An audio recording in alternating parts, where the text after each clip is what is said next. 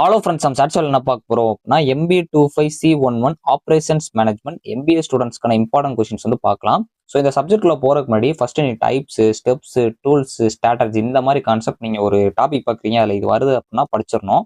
ஏன்னா இதெல்லாம் ரொம்ப முக்கியம். ஃபர்ஸ்ட் யூனிட் 1ல ஒன் வேர்ட்ஸ் வந்து நான் கொடுத்துருக்கேன். மோஸ்ட்லி இந்த ஒன் வேர்ட்ஸ் படிச்சிங்கனாலே வந்துடும் நினைக்கிறேன். ஸோ இல்லை இருந்தாலும் நான் கொஞ்சம் அடிஷ்னலாக படிச்சுக்கோங்க. ஏன்னா ஒன் வேர்ட்ஸ் வந்து எப்படி கேட்க போகிறாங்கன்னு தெரியல. அதனால தான் உங்களுக்கு MCQ மாடலில் தான் வரும். ஸோ அதனால் வந்து சாய்ஸ் இருக்கும், கவலைப்படாதீங்க. ஸோ அடுத்து வந்து பார்த்தீங்க அப்படின்னா 3 மார்க்ஸு. இந்த ஃபர்ஸ்ட் யூனிட் பொறுத்தவரை OM கான்செப்ட் ரொம்ப முக்கியம். அதாவது ஆப்ரேஷன்ஸ் மேனேஜ்மெண்ட் ரொம்ப முக்கியம். அப்படின்னா என்னென்ன கேட்கலாம், அது ஃபர்ஸ்ட் கொஸ்டின் இருக்க வாய்ப்பு இருக்கு. ஆப்ரேஷன் ஸ்ட்ராட்டஜி ரொம்ப முக்கியம். ஸ்ட்ராட்டஜிக் ஃபிட் பார்த்து வச்சுக்கோங்க. ஆப்ரேஷன்ஸ் மேனேஜ்மெண்ட், அதுக்கப்புறம் பார்ட் பியில் உங்களுக்கு ஆப்ரேஷன் மேனேஜ்மெண்ட்டோட நேச்சர் பார்த்து வச்சுக்கோங்க.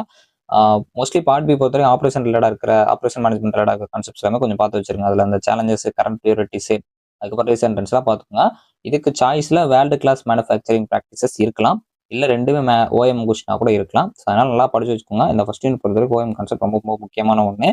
ஸோ இந்த ஃபுல் வீடியோ பார்க்கணும்னா நம்ம மெம்பர்ஷிப்பில் ஜாயின் பண்ணிக்கோங்க. இல்லை ஃப்ரீயாக வீடியோ அக்சஸ் ஆகிற மாதிரி இருந்துச்சு அப்படின்னா அதை கிளிக் பண்ணி பார்த்துங்க. தேங்க்ஸ் ஃபார் வாட்சிங்.